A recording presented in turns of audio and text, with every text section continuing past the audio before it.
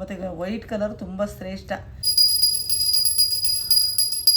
ನೋಡಿ ಮಧ್ಯ ಮಧ್ಯ ಈ ಥರ ತುಳಸಿ ಹಾಕ್ತಾ ಇದ್ದೀನಿ, ಯಾಕೆಂದರೆ ಇದೆ ಇವತ್ತು 50-60 ರೂಪಾಯಿ ಇದೆ ಒಂದು ಮೊಳ. ಇವತ್ತು ಹೂವು ಮಾತಾಡ್ಸಂಗಿಲ್ಲ, ಕೃಷ್ಣಾಷ್ಟಮಿ ಅಲ್ವಾ ಆಗ್ಬಿಟ್ಟು ತುಳಸಿ ಅಂತೂ ಮಾತೇ ಯಾರ್ಸಂಗಿಲ್ಲ.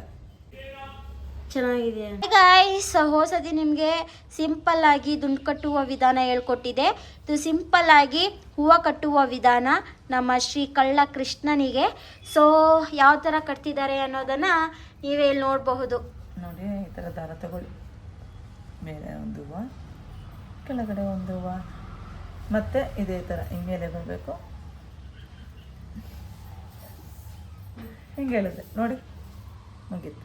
ಕಣ್ಗಳು ಹೂವು ಯಾಕೆ ಕಟ್ತಾ ಇದ್ದೀರಾ ಆಂಟಿ? ಕಣಗಲು ಹೂವು ಈಗ ಸಿಕ್ಕಿದ್ದಿದೆ ಹೂವು, ಸದ್ಯದ ಪರಿಸ್ಥಿತಿಯಲ್ಲಿ ಹೂವು ಸಿಕ್ಕಿಲ್ಲ ಇಲ್ಲಿ ಈ ಏರಿಯಾದಲ್ಲಿ. ಹಾಗಾಗಿ ಕಣಗಲು ಹೂವು ಹಾಕ್ಬಿಟ್ಟು ಮಧ್ಯದಲ್ಲಿ ಒಂದು ತುಳಸಿ ಹಾಕ್ತಾ ಇದ್ದೀನಿ. ಅದು ಏನು ಮಾಡಿದ್ವಿ, ಮಲ್ಲಿಗೆ ಹೂವು ತೊಗೊಂಬರೋಣ, ಅವತ್ತು ದುಂಡು ಕಟ್ತಿದ್ವಲ್ಲ ಆ ಥರ ಕಟ್ಟೋಣ ಅಂತ ಅಂದ್ಕೊಂಡಿದ್ದೆ. ಬಟ್ ಅದು ಸಿಗಲಿಲ್ಲ ಗಾಯ್ಸ್, ಹೂವನೇ ಸಿಗಲಿಲ್ಲ. ಸೊ ಹಾಗಾಗಿ ಇವಾಗ ಯೆಲ್ಲೋ ಕಲರು ಮತ್ತು ರೋಸು, ಕಣ್ಗಳ ಹೂವು ಮತ್ತು ವಿಳ್ಯದೆಲೆ, ತುಳಸಿ ವಿಳ್ಯದೆಲೆ ಅಂತ ಇದ್ದೀನಿ, ತುಳಸಿ ಇದೆ. ಅಷ್ಟರಲ್ಲೇ ಕಟ್ಟೋಣ ಅಂತ. ಕೃಷ್ಣನಿಗೆ ತುಳಸಿ ಒಂದಿದ್ರೆ ಸಾಕಂತೆ. ಸೊ ಕಣ್ಗಳ ಹೂವು ಮತ್ತು ಯೆಲ್ಲೋ ಕಲರು, ರೋಸ್ ಹೂವು ಎಲ್ಲ ಸೇರಿಸಿ ಒಂದು ಹೂವು ಮಾಡಿ ಹಾರ ಮಾಡೋಣ ಅಂತ ಇದ್ದೀವಿ. ನೋಡಿ ಈ ಥರ ಕಟ್ಕೊತ ಹೋದರೆ ಈ ಥರ ಬರುತ್ತೆ. ಚೆನ್ನಾಗಿದೆ ಆಂಟಿ. ಅವತ್ತು ಚೆನ್ನಾಗಿ ಹಾರ ಕಟ್ಟಿದ್ರಿ ನೀವು, ಎಲ್ಲರೂ ತುಂಬ ಇಷ್ಟಪಟ್ಟಿದ್ದಾರೆ. ಓಕೆ, ಇನ್ನೊಂದ್ಸಲ ನೀಟಾಗಿ ಇದಕ್ಕೋಸ್ಕರನೇ ವೀಡಿಯೋಗೋಸ್ಕರನೇ ಹೂವು ತೊಗೊಬಂದ್ಬಿಟ್ಟು ಕಟ್ಟೋದನ್ನು ಕ್ಲೀನಾಗಿ ಹೇಳ್ಕೊಡ್ತೀನಿ. ಇವಾಗ ಸ್ವಲ್ಪ ಟೈಮ್ ಕಮ್ಮಿ ಇರೋದ್ರಿಂದ ಸಿಂಪಲ್ಲಾಗಿ ಮಾಮೂಲಿ ಹೂವು ಕಟ್ಟೋದನ್ನ ಹೇಳ್ಕೊಡ್ತಾಯಿದ್ದೀನಿ. ಹೊಸ್ದಾಗಿ ಹೂವು ಕಟ್ಟೋಕ್ಕೆ ಶುರು ಮಾಡಿರೋರಿಗೆ ಒಂದು ಅನುಕೂಲ ಆಗಲಿ. ಲಕ್ಷ್ಮಿ ಅಂದರೆ ಇದೇ ಹಾರನ ಆಚೆಗಡೆ ಹೋಯ್ತು ಅಂತಂದರೆ ಒಂದು ಮೊಳ ಬಂದ್ಬಿಟ್ಟು 50 ರೂಪಾಯಿ ಇದೆ. ಇವತ್ತು 50-60 ರೂಪಾಯಿ ಇದೆ ಒಂದು ಮೊಳ. ಇವತ್ತು ಹೂವು ಮಾತಾಡ್ಸಂಗಿಲ್ಲ, ಕೃಷ್ಣಾಷ್ಟಮಿ ಅಲ್ವಾ ಆಗ್ಬಿಟ್ಟು ತುಳಸಿ ಅಂತೂ ಮಾತೇ ಯಾರ್ಸಂಗಿಲ್ಲ. ತುಳಸಿದೌದು, ಕೃಷ್ಣ ಅರ್ಪಣ ಮಸ್ತು ಅಂತ ಹೇಳ್ತಾರಲ್ಲ ಹಂಗೆ. ತುಳಸಿ ಒಂದಿದ್ರೆ ಕೃಷ್ಣನಿಗೆ ಭಾಳ ಪ್ರಿಯ.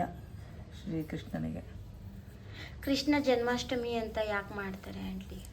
ಕೃಷ್ಣ ಜನ್ಮಾಷ್ಟಮಿ ಅಂದರೆ ನಾವು ಬರ್ತಡೇನ ಹೇಗೆ ಆಚರಿಸ್ತೀವಿ, ಇವತ್ತು ಕೃಷ್ಣ ಹುಟ್ಟಿದ ದಿನ, ಅದನ್ನು ಜನ್ಮಾಷ್ಟಮಿ ಅಂತ ಹೇಳ್ತೀವಿ. ಆಯ್ತಾ? ಇವತ್ತು ಎಲ್ಲ ಸ್ಕೂಲ್ ಮಕ್ಕಳು ಕೂಡ ಸ್ಕೂಲಲ್ಲಿ ಚೆನ್ನಾಗಿ ರಾಧಾಕೃಷ್ಣ ಅಲಂಕಾರವಾಗಿ ಕಾಸ್ಟ್ಯೂಮ್ಸ್ ಹಾಕೊಂಡು ಹೋಗ್ತಾ ಇರ್ತಾರೆ. ಅದು ನೋಡೋಕ್ಕೆ ಒಂಥರ ಚಂದ.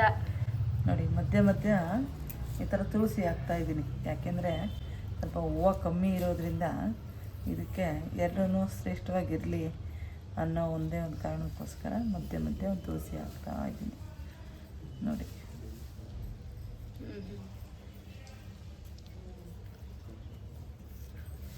ಏನೇ ಬಿಸ್ಕೊಡ್ತಾರೆ ಆಂಟಿ. ಈ ತರದಲ್ಲಿ ಏನ್ ಮಾರಿಗೋಲ್ಡ್ ಹೂವ ಅಂತೆ, ಮಾಮೂಲಿ ಶಾಮಂತಿಗೆ. ಇದು ಈ ಶಾಮಂತಿಗೆ ಇದೆಯಲ್ಲ, ಇದು ತುಂಬಾ ಚೆನ್ನಾಗಿ ಇರುತ್ತೆ. ಮಾರಿಗೋಲ್ಡ್ಗಿಂತ ಇದೇ ಚಂದ. ಶಾಮಂತಿಗೆನಲ್ಲಿ ಇದೇ ಶ್ರೇಷ್ಠ. ಮಾರಿಗೋಲ್ಡ್ ಒಂಥರ ಒಣ ಹೂವಿನ ಥರ ಹಾಗಾಗ್ಬಿಟ್ಟು ನೋಡಿ. ಹಲೋ, ಇದು ಕಣಗ್ಲೆಲೆ, ಒಂದು ಸುತ್ತಿನ ಕಣಗ್ಲೆಲೆ. ಇದರಲ್ಲಿ ಬಿಳಿನೂ ಬರುತ್ತೆ ಮತ್ತು ಈ ಥರ ರೋಸ್ ಕಲರ್, ಪಿಂಕ್ ಕಲರ್ ಬರುತ್ತೆ. ಇದರಲ್ಲಿ ಕಣಗ್ಲದಲ್ಲಿ ಪಿಂಕ್ ಮತ್ತು ವೈಟ್ ಕಲರ್ ತುಂಬ ಶ್ರೇಷ್ಠ. ಗಣಪತಿಗೆ ಈ ಕಣಗಲೆ ಹೂವು ಅಂತಂದರೆ ತುಂಬ ಪ್ರೀತಿ. ಈ ಕಣಗಲೆ ಹೂವು ಭಾಳ ಗಣೇಶನಿಗೆ ಶ್ರೇಷ್ಠವಾದದ್ದು. ಮತ್ತು ಇದು ಅಮ್ಮನವರಿಗೆ ಕಣಗಲೆ ದುರ್ಗೆಗೆ, ಮಹಾತಾಯಿ ಜಗನ್ಮಾತೆಗೆ ಕಣಗಲು ಹೂವು ತುಂಬ ವಿಶೇಷ. ಇದು ಅಮ್ಮನವರಿಗೆ ತುಂಬ ವಿಶೇಷವಾಗಿ ಕಣಗಲು ಹೂವನ್ನ ಇಷ್ಟಪಡ್ತಾರೆ ಅಮ್ಮನವರು. ಆಯಿತಾ? ಎಲ್ಲ ಹೂಗಳಲ್ಲಿ ಹೇಗೋ ಹಾಗೆ ಅಮ್ಮನವ್ರಿಗೆ ಇದು ಭಾಳ ವಿಶೇಷವಾಗಿರುತ್ತೆ, ದುರ್ಗಾದೇವಿಗೆ. ಹಾಗಾಗಿ ಇದು ಶಾಮಂತಿಗೆ ಬಂದ್ಬಿಟ್ಟು ಇದು ಕೂಡ ಅಷ್ಟೇ. ಈ ಹಳದಿ ಹೂವು ಬಂದ್ಬಿಟ್ಟು ಗುರು ಬ್ರಹ್ಮ, ಗುರು ವಿಷ್ಣು, ಗುರು ದೇವೋ ಮಹೇಶ್ವರ ಗುರು ಸಾಕ್ಷಾತ್ ಪರಬ್ರಹ್ಮ ತಸ್ಮೈ ಶ್ರೀ ಗುರುವೇ ನಮಃ. ಗುರುವಿಗೆ ಸಂಬಂಧಪಟ್ಟಂತೆ ಹಳದಿ ಹೂವನ್ನ ಯಾವುದೇ ಒಂದು ಗುರುಗಳಿದ್ರೆ ಅವರಿಗೆ ನೀವು ಯಾವತ್ತೂ ಹಳದಿ ಕಲರ್ ಬಟ್ಟೆ, ಆಯಿತಾ, ಗುರು ಯಾರೇ ಇರಲಿ, ವಿದ್ಯೆ ಹೇಳ್ಕೊಡೋರಾಗಲಿ, ನಮಗೊಂದು ಬುದ್ಧಿ ಹೇಳಿ ಒಂದು ದಾರಿ ತೋರಿಸೋರಿಗೆ ಆಗಲಿ, ಯಾರಿಗೇ ಆಗಲಿ, ನಾವೇನಾದ್ರು ಗೌರವ ಸಲ್ಲಿಸ್ತೀವಿ, ಅವ್ರಿಗೊಂದು ಏನಾದರೂ ತೊಡುಗೆ ಏನಾದರೂ ಕೊಡ್ತೀವಿ ಅಂತಂದರೆ ಗುರುಗೆ ಸಂಬಂಧಪಟ್ಟಿದ್ದು ಅವರ ಆಶೀರ್ವಾದ ನಮ್ಮ ಮೇಲೆ ಚಿರಕಾಲವಾಗಿರಬೇಕು ಅಂದರೆ ಅವರಿಗೆ ಸಿಹಿಯಾದ ಪದಾರ್ಥ, ಒಂದು ಬಾಳೆಹಣ್ಣು, ಹುಳಿ ಇರಬಾರ್ದು, ಯಾವುದೇ ಒಂದು ಪದಾರ್ಥಗಳು ಕೊಡುವಾಗ ಸಿಹಿ ಇರಬಾರ್ದು. ಹಾಗಾಗಿ ಇದು ಶಾಮಂತಿಗೆ ಬಂದ್ಬಿಟ್ಟು ಗುರುವಿಗೆ ತುಂಬ ವಿಶೇಷವಾಗಿರುತ್ತೆ, ಆಯಿತಾ. ಗಣೇಶನಿಗೂ ತುಂಬ ಶ್ರೇಷ್ಠ. ಹಾಗಾಗಿ ಹಳದಿ ಕಲರು ತುಂಬ ಗಣೇಶನಿಗೆ, ಅಮ್ಮನವ್ರಿಗೆ. ಮತ್ತು ಇದು ಹಳದಿ ಹೂವನ್ನ ತುಪ್ಪದ ದೀಪಕ್ಕೆ ಪಾದದ ಕೆಳಗಡೆ ಇಕ್ಕಬೇಕು. ದೀಪದ ಕೆಳಗಡೆ ಈ ಶಾಮಂತಿಗೆ ಇಕ್ಕಿದ್ರೆ ತುಪ್ಪ ಹಚ್ಚಿದ್ರೆ ತುಂಬ ವಿಶೇಷ ಫಲ ಜಾಸ್ತಿ ಸಿಗುತ್ತೆ ಬೇಗ. ಯಾಕೆಂದರೆ ಗುರುವಿನ ಅನುಗ್ರಹ ಬೇಗ ದೊರೆಯುತ್ತೆ. ನೀವು ಯಾವುದೇ ದೇವಸ್ಥಾನಕ್ಕೆ, ಈಗ ವಿಘ್ನೇಶ್ವರನಿಗೂ ಕೊಟ್ಟರು ಹಳದಿ ಕೊಡಿ, ಗರಿಕೆ ಕೊಟ್ಟರು ತುಂಬ ಶ್ರೇಷ್ಠ ಗಣೇಶನಿಗೆ. ಅಂದರೆ ಹಳದಿ ಸಂಬಂಧಪಟ್ಟಿದ್ದು ಗುರುವಿಗೆ ಯಾವುದೇ ಇರಲಿ, ವಿದ್ಯೆ ಹೇಳ್ಕೊಡೋರಾಗಿರಲಿ, ಬುದ್ಧಿ ರಾಯರಾಗಿರಲಿ, ರಾಯರಿಗೆ ತುಳಸಿನೇ ಶ್ರೇಷ್ಠ. ಅಂದರೆ ಗುರುವಿಗೆ ಸಂಬಂಧಪಟ್ಟಿದ್ದು ಅಂದರೆ ಹಳದಿ. ಮತ್ತು ಯಾವುದೇ ಗುರುವಿನ ನಾವು ಮೀಟ್ ಮಾಡ್ತೀವಿ ಅಂತಂದರೆ ಬರೀ ಕೈಯಲ್ಲಿ ಹೋಗಬಾರ್ದು. ಅವ್ರಿಗೆ ಒಂದೆರಡು ಬಾಳೆಹಣ್ಣಾದ್ರೂ ತೊಗೊಂಡೋಗಿ ಕೊಡಬೇಕು. ಅದು ಅವರಿಗೆ ಸಮರ್ಪಣೆ ಆಗುತ್ತೆ. ಅವರು ತಿನ್ನೋದು ಬಿಡೋದು ಸೆಕೆಂಡ್ ಕತೆ. ಅವ್ರ ಪಾದಕ್ಕೆ ನಾವು ಒಪ್ಪಿಸಿದ್ವಾ ಅದು ಅವ್ರಿಗೆ ಸಲ್ತು ಅಂತ ಲೆಕ್ಕ ಅಷ್ಟೇ. ಕೃಷ್ಣನಿಗೆ ಯಾವ ಹೂವು ಇಷ್ಟ ಆಗುತ್ತೆ? ತುಳಸಿನೇ ತುಂಬ ಇಷ್ಟ. ತುಳಸಿ ಇಷ್ಟ, ಮತ್ತು ಪಾರಿಜಾತ.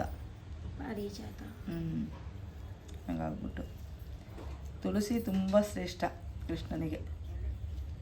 ಹಾಗೆ ನೀವೇನಿಲ್ಲ ಅಂದ್ರೂ ಕೃಷ್ಣನಿಗೆ ಒಂದೇ ಒಂದು ಇಸ್ಲು ಭಗವಂತ ನಿನ್ನ ಪಾದಕ್ಕೆ ಇಕ್ಕಿದ್ದೀನಪ್ಪ ಅಂತ ಹೇಳಿದ್ರು ಒತ್ತಿ ಮುಟ್ಕೊಂಡ್ರು ಭಗವಂತನಿಗೆ ಅದು ತಲುಪುತ್ತೆ.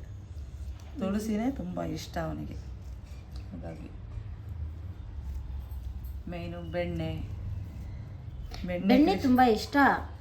ಬೆಣ್ಣೆ, ಹಾಲು, ಮೊಸರು ತುಂಬ ಇಷ್ಟ ಅವನಿಗೆ. ಹಾಗಾಗ್ಬಿಟ್ಟು ಅವಲಕ್ಕಿ ಭಾಳ ಪ್ರೀತಿ ಭಗವಂತನಿಗೆ. ನಮಗೆ ಮೃಷ್ಟಾನ್ನನೇ ಮಾಡಿ ಹಾಕಿ ಅಂತ ಕೇಳಲ್ಲ ಭಗವಂತ. ನಿಮ್ಮ ಮನೇಲಿ ಏನಿದೆಯೋ ಅದು, ಅದರಲ್ಲೂ ಅವಲಕ್ಕಿ. ನೀವು ಅದಕ್ಕೆ ಹಾಕೋದಕ್ಕೆ ಏನು ಇಂಗ್ರೀಡಿಯೆಂಟ್ಸ್ ಇಲ್ಲ ಅಂದ್ರೂ ಬರೀ ಅವಲಕ್ಕಿನ ತೊಳೆದ್ಬಿಟ್ಟು ದೇವರಿಗೆ ಬರೀ ಹಾಗೇ ಕೂಡ ನೈವೇದ್ಯ ಕೂಡ ಮಾಡಿದ್ರೂ ಭಗವಂತನಿಗೆ ಇಷ್ಟ ಆಗುತ್ತೆ, ಆಯಿತಾ. ಏನಿಲ್ಲ ಅಂದ್ರೂ ಬರೀ ಅವಲಕ್ಕಿ ಇಕ್ಕಿದ್ರೂ ತುಂಬ ಶ್ರೇಷ್ಠ ಅವನಿಗೆ ಯಾವತ್ತೂ.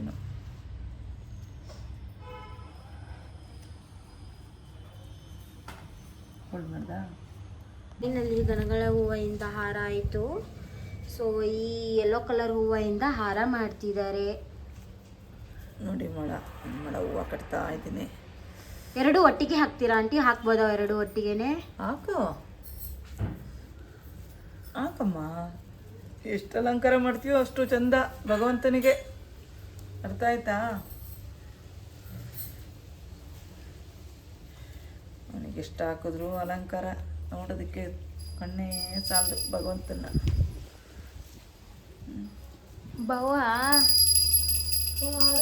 ಭಾಗ್ಯದ ಲಕ್ಷ್ಮಿ ಬರ್ತಡೇ ಗರ್ಲ್ ನಮ್ಮಮ್ಮ ನೀ ಸೌಭಾಗ್ಯದ